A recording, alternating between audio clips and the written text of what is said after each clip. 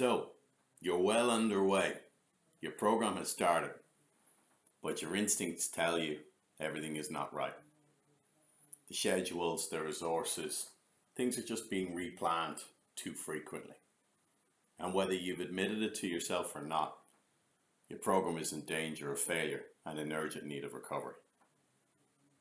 Hi, my name is Carl Llewellyn, and today, over the next 15 minutes, myself and Lawrence Vissy are going to talk to you about what we call a Pathfinder program recovery. This is a 3-step program to early identify, immediately turn around, and create mobilization and build in those programs which are struggling at the moment.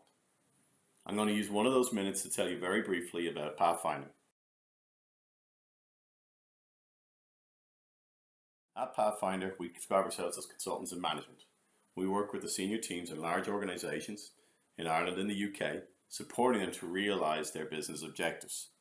We do this by improving the resource capability of their existing teams, helping them to deliver more for their customers.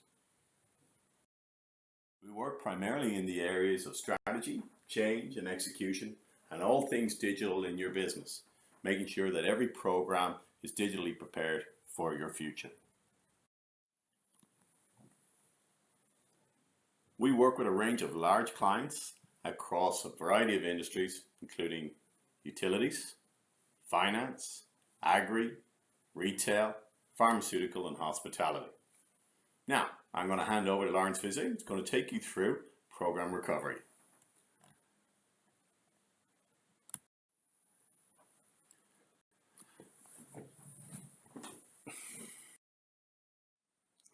So first of all, recognizing projects that get into trouble.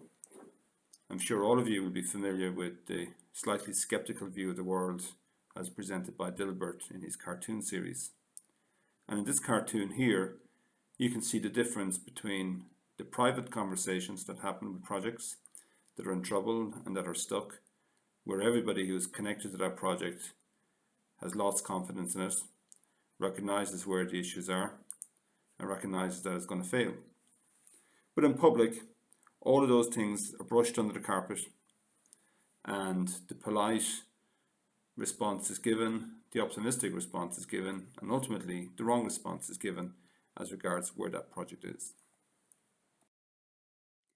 And in many ways, Mark Twain in his book Innocents Abroad, which described his tourist travels in Europe at the end of the 19th century, this quote here, "Having lost sight of our objectives, we redoubled our efforts," summarizes quite well what often happens with projects that get into trouble. The leadership of that team recognize that they're stuck. They are doing their best, sometimes their honest best, to get back on track. That often results in the team working harder, making greater effort, but ultimately they're not necessarily going in the right direction. And again, that's another symptom of projects that are in trouble and taking the wrong actions around that. You might see for projects that are getting into trouble. So the first, which is often the official, and sometimes it's a late symptom, is where you see a second or subsequent request for more time or more resources and ultimately more budget to deliver that project's objectives. And that request will be making its way to the sponsor or the program steering board or investment committee. And that can often be an indicator that the project is in trouble, but it can also be quite a late indicator that the project is in trouble. For the leadership closer to the program, some of the symptoms that start to show up are whether there's a bit of papering over the cracks, where some of the optimistic early milestones that were going to be achieved aren't quite achieved and a best face has been put on them, where the leadership of the project is finding excuses around different items not being ready or some excuse as to why the program has missed its early milestones. The project team may be working noticeably harder, trying to catch up or just to stand still relative to where they should be on the program. And perhaps most insidious of all, and this is particularly the case in a large program, is where there is a first to fail culture developing. And what this means is A program has got multiple projects. Each of those projects may find and feel that they are in trouble. However, the leadership of those projects have the opinion that there is another project that is in worse trouble than they are, and they believe that that project will fail publicly before they do, and that they can then use that failure as their excuse to get out of jail. And that getting out of jail might be replanning the entire program, it might be getting more budget, it might be getting more resources, but they will be able to use that project as their excuse for why they're not going to deliver. And that is the most insidious symptom of all. And as soon as you see that happening anywhere on a big program, the alarm bells need to start ringing. What do we mean then by project and program recovery? For us in Pathfinder, it really means to get as close as possible to the original business value within the original budget and time that was set by the project sponsor. In Pathfinder, recovery is not simply replanning, although replanning might be required. Equally, it's not purely around getting more budget or more resources, although more budget ultimately and more resources ultimately may be required. The key thing for us is making sure that we're very clear around where exactly is the project, and in our terms we use the phrase full drains up, and this is really a challenge to all of the key leaders on the team and the key performers on the team, that they have to be very, very open and honest around where exactly they are. And part of the role that we play is to play a very strong and rigorous diagnosis around what exactly is going on, where exactly the project is, and really try to get an honest and accurate picture as to where the program is at. That diagnosis and that picture should show clearly how big a gap there is, how big a risk there is, and that should give you a good view as to how big a problem you have to deal with in the context of your program. So it's not enough though just to see that I'm 3 months behind, or I'm short 10 resources, or I need another $1 million to go to deliver this program. You also need to get a clear diagnosis of the underlying causes and not just the obvious symptoms on the surface. And what we mean here is that if you haven't got a clear understanding as to why that program got into trouble in the first place, there's a pretty good chance that it will get into trouble again later on. And what we have seen on other projects in other clients that we've worked with over the years, some of the underlying causes are down to either the leadership of the team not being appropriate, not being strong enough, key roles on the team either missing or not clear, objectives of the program overly ambitious, not clear, and the commitments ultimately that need to be lined up to deliver on those ambitions and objectives are either missing or aren't properly resourced and staffed up. And if you are not clear around what the key underlying causes are, the project will fail again after your intervention efforts. One of the key questions that we ask as part of the recovery process here is, does this project still make sense? And that can be a challenging question to ask, because any project that's got momentum and has got a certain amount of publicity around it, it may be very difficult for sponsors and leaders to decide to cancel that project or to cancel a subset of that project. But if it doesn't make sense, if the world has moved on, if some of the original assumptions that caused that part of the project to be originally constituted and set up, if they no longer apply, then you're just going to throw good money after bad, continuing with that part of the project. And in an extreme case, continuing with that program. So that's a key question that has to get asked, and it tends to bring a really clear sense of reality to investors and to key stakeholders around, are they still committed with this project to move forward? And then lastly, when you are looking at what the key interventions are that you need to focus on here, it's important not to try to solve all of the problems in one go. Again, particularly in a large program. And a key part here is to prioritize and focus on key interventions. Typically that will be on the leadership, and that will be focused around key roles and commitments, which we'll come on to shortly.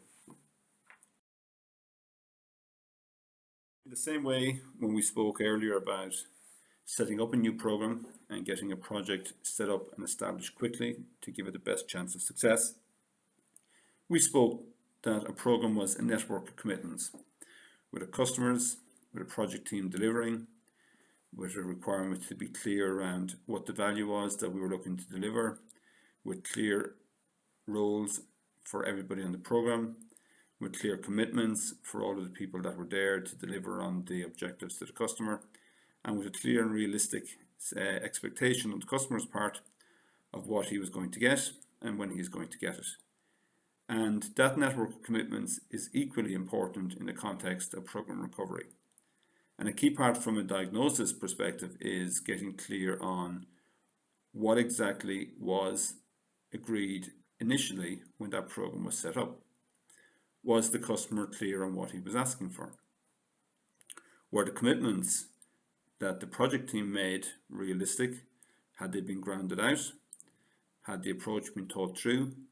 Had everybody been clear about their own individual commitments around what they needed to deliver on? And then where exactly were the breakdowns happening in terms of delivery? And in the context of recovery, rightly or wrongly, everybody will have some understanding as to what their role is. Everyone will have some understanding as to who their customer is. Everyone will have some understanding as to what they need to deliver. And everyone will have some understanding as to when they're expecting to see it. And if all of those are not aligned, it's very, very important to start aligning the key parts of that network as quickly as possible and making sure all of them still make sense. Also, in particular, when you're looking at the network of commitments, it's important to refocus in on the key players again. So for our investor, it's important for the investor to remain a strong customer. He needs to be clear about his objectives, particularly in the context of recovery. He needs to be clear around what he's prepared to continue to do in terms of investing in this project. He also needs to be clear around, what is the bottom line where he's not prepared to go past. So that he's also clear around, what risk is he carrying here in the context of this project. For our visionary, the person whose role is to hold the longer term vision for what the program is looking to deliver, it's very important for that role to make sure that they are clear around the difference between a vision and the difference between a dream. And sometimes projects that get into trouble, part of the problem resides in the visionary getting overly ambitious, overly aspirational, and having a dream that ultimately is disconnected from either what's possible or what the team are capable of delivering on. The designer needs to stay very connected to what was the business case, and for the sake of what is the design and all of the engineering that's going into the project being produced. And we've seen in a number of clients over the years where the key designer on the program has gotten carried away with design just for the sake of having beautiful engineering, having the latest technology, having incredible complexity, and missing the original business case, which was to deliver some solution that works for the investor and delivers benefit to customers. And it's very important that the designer stays clearly connected to that, because that gives the project team that's delivering that design a much better chance of being successful. And then lastly, and this is the key role that in the context of recovery has the greatest level of spotlight on it, the executor. And the executor is typically boils down to being either the project manager or the program manager. And it may be that the project got into trouble because the executor was not up to the task and was not appropriate for that role. It may be a case that the program got into trouble for reasons entirely outside of the executor's control. And indeed, the executor may have been the key person to bring it to the investor's attention, where the problem is and what needed to get done. In some cases, the executor can continue in the role and continue to be successful here, but may need help or may need to change his role. In other cases, it may be necessary to change the role of the executor. And this is not necessarily saying that the previous person in this role has been a bad person or has been poor at doing their role, but to give the wider team a clean start, to rebuild energy, to rebuild a focus on the future rather than the past, it may be necessary to change the executor's role here and either move that person to a different role within the program or to move that person outside the program altogether. And it's not for nothing that in the context of sport that changing the manager of the team is often one of the key changes that need to get made to revitalising a team that are underperforming and to turn around the team's season over in regardless of the sport or the discipline that it's in. And that may often be unfair, and those managers can go on to be highly successful elsewhere. And that's also the case here with the person that's holding the project manager or the program manager role. Whoever is holding that role, however, a key part of what they need to be doing is focusing on the network of commitments we mentioned earlier and making sure that they are managing all of those commitments there, and they're not just purely with a list of tasks to do and ticking off those tasks. Because managing commitments is ultimately a key part of the recovery process. So to summarize, in terms of going forward and rebuilding trust and recovering projects, project recovery ultimately is all about rebuilding trust. In our experience, it's important to go for small early wins that can rebuild confidence in the team, both for themselves and for their stakeholders. It can rebuild momentum on the program. For the new leader of the project, if there is one, it can establish their credibility early. If the leader is the same leader on the program as it was at the start, it can rebuild their own confidence and confidence in their role. Key first step is really acknowledging where we are and having an agreed plan on how to recover. Building in early deadlines to focus the whole team's attention on, with early phase releases or stage gates to get through that have got meaningful deliverables, is a key thing that will establish confidence that progress has been made. And then in the remobilization process with all of the team that are on the project, it is very important to have honest conversations. It's very important to have a high level of energy. It's important that everybody on the project and the team are committed to recovering the project successfully and to doing what they need to do themselves to bring it back on track. And where appropriate, people need to take responsibility for what has gone wrong in the past, but it's not that useful engaging in a culture of blame, because ultimately all of that is in the past and it's not going to fix the actions that needs to happen going forward in the future. And if anything, it's likely to be a negative use of energy in the context of the recovery program. So that summarizes some of our experience around recognizing projects that get into trouble and some things to consider as part of rebuilding and going forward. We'd be happy to talk to you in more detail about some specific clients where we've seen such scenarios happen and the work that we've done with them to bring them back onto track.